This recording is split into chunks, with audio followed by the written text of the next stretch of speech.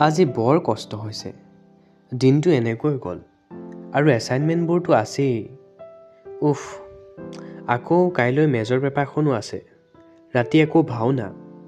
ইফালে মোৰ গাটোও বেয়া। উপায় নাই, যি হয় দেখা যাব। কৰ্মই ধৰ্ম। এতিয়া শুই থাকোঁ। কৃষ্ণ।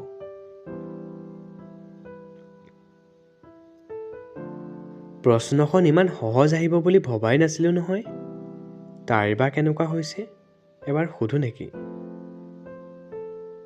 নুসুধো, যদি বেয়া পায়।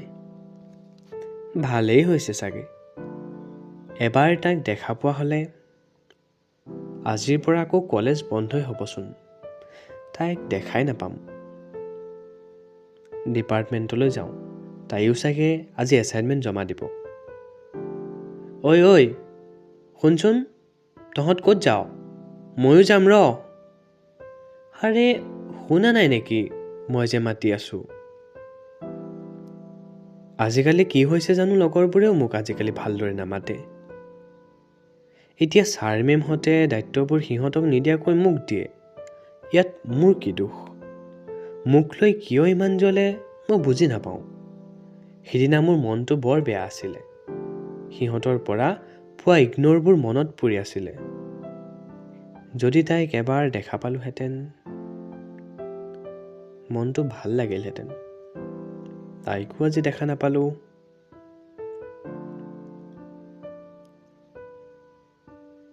ভাইটি, লাইটটো বন্ধ কৰি দেচোন। আজি মোৰ আন্ধাৰত থাকিবলৈ বৰ মন গৈছে। আৰু মাক কবি, আজি ৰাতি মই ভাত নাখাওঁ, এনেকৈয়ে শুই থাকিম। মায়ে জানে মোৰ মনটো যে বেয়া, তথাপিও মোক ভাত খাবলৈ জোৰ কৰা নাই। কাৰণ মোৰ মন বেয়া থাকিলে মই যে ভাত নাখাওঁ সেই কথা মায়ে জানে। অনুক্ৰমে ৰাতি হৈ আহিল। অনুক্ৰমে লগৰবোৰৰ তিক্ততাত ডুবি থকাবোৰ মনত পৰিল। হঠাতে আধা ৰাতি এজাক বতাহৰ শব্দত খিৰিকীখন খুলি দিলোঁ। বতাহ আহি ৰুমত সোমাল। জোনটিয়েও স্পৰ্শ কৰি গ'ল। কিবা এটা ভাল লাগিল। এনেকৈ ৰাতিটো কটালোঁ।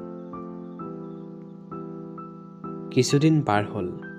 এতিয়া মই চতুৰ্থ ষান্মাসিক। প্ৰথমটো দিন। গেটৰ সন্মুখত তাই ৰৈ আছিল।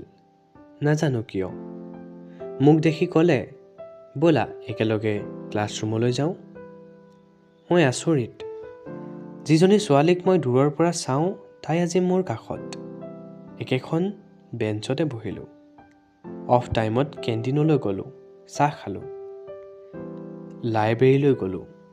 তাই আৰু মই একেলগে বহি কিতাপ পঢ়িলোঁ। ব্ৰাহ্মী লিপি আৰু খৰস্তি লিপি তাইৰ সদায় ভুল হয়। কোনটো লিপি সোঁফালৰ পৰা লিখি, কোনটো লিপি বাওঁফালৰ পৰা লিখি শেষ কৰে তাই বুজি নাপায়। তাই বোলে মই বুজাই দিলেহে বুজি পায়। মই বুজাই দিলেহে হেনো তাইৰ মনত থাকে। কথাবোৰ যেন এতিয়া মোৰ সপোন লগা হ'ল। এটি ধুনীয়া সপোন মোৰ জীৱনটো যেন ধুনীয়া কৰি থৈ গ'ল। এতিয়া মই বহুত সুখী। এনেকৈ দিনবোৰ পাৰ হ'ল। এতিয়া লগৰবোৰে বহুত জ্বলে, কাৰণ তাই মোৰ লগত। সিহঁতে মোক নামাতে, ময়ো নামাতো। এদিন মোৰ লগৰ কেইজনে মাতি ক'লে যে আমাৰ ভুল হৈছে, ক্ষমা কৰি দিবি। ইমান দিনে তোক ভুল বুজি আছিলোঁ। মোৰ বহুত ভাল লাগিল। তাইক কথাখিনি ক'লোঁ। তাইও বৰ ভাল পালে। এনেকৈ চলি গৈ থাকিল। সময়ৰ লগত আমি আৰু আমাৰ লগত সময়। হঠাৎ কি হ'ল নাজানো। সিদিনা কি হৈছিল মোৰ ভালদৰে মনত নাই। ফুৰিবলৈ গৈছিলোঁ সিহঁতৰ লগত।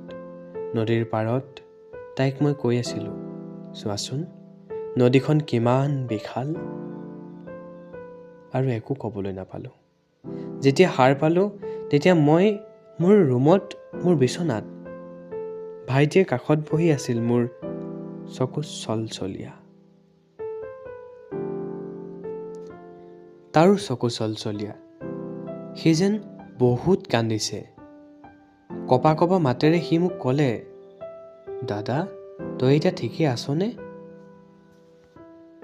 সি যে বহুত ভয় খাইছে মই ধৰিব পাৰিছিলোঁ। সি কৈছে, দাদা তোৰচোন উশাহ বন্ধ হৈ গৈছিল, মই বহুত ভয় খাইছিলোঁ। মই আচৰিত, কাৰণ মোৰ একো মনত নাই। অনুক্ৰমে বুকুত বিষ অনুভৱ কৰিলোঁ। লাহে লাহে বহুত বিষাবলৈ ধৰিলে, কিন্তু ভাইটিক একো কোৱা নাই, কাৰণ সি আৰু ভয় খাব। জ্বৰ উঠিল, বহুত জ্বৰ উঠিল, বহুত ঠাণ্ডা লাগি আছিল। মাৰ লগত ডক্তৰৰ ওচৰলৈ গ'লোঁ। ঔষধ দিলে, ক'লে ল' প্ৰেছাৰ। মায়ে গালি দিলে, ইমান কষ্ট কৰি ফুৰ, বেমাৰ হ'বই। লাহে লাহে ভাল পালোঁ, কলেজ গ'লোঁ। মোৰ আৰু একো বুজিবলৈ বাকী নাথাকিল। কলেজত গৈ ক্লাছৰুমত সোমোৱাৰ লগে লগে তাই মোক সাৱটি ধৰি কান্দিবলৈ ধৰিলে আৰু ক'লে মোক ক্ষমা কৰি দিবা। এতিয়া বুজিবলৈ একো বাকী নাথাকিল। পৃথিৱীখন খহি পৰা যেন লাগিল, কাৰণ তাই মোৰ পৃথিৱী আছিল। কিন্তু ভবামতে একো নহ'ল। পিছত গম পালোঁ গাড়ী এখনেহে খুন্দা মাৰিছিল। মোক পানীৰ পৰা লগৰ কেইজনেহে বচাইছিল। আৰু তাই বহুত ভয় কৰে, কাৰণ মোৰ কাষত সেই সময়ত তাই আছিল, কিন্তু তাই মোক বচাব নোৱাৰিলে। তাই মোৰ কাষত আহিবলৈও ভয় কৰি আছিলে।